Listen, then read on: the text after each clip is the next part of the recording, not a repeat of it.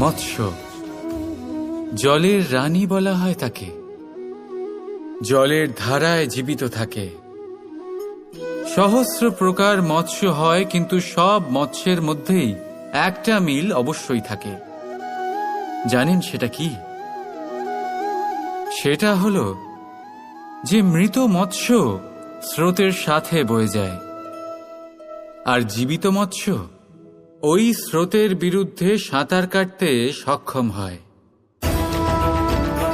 তাহলে প্রেরণা নিন ওই মৎস্যের থেকে, যে নানান প্রতিকূলতার বিরুদ্ধে যাবার সাহস রাখে, যে স্রোতের বিরুদ্ধে যাবার অনর্গল চেষ্টা করতে থাকে।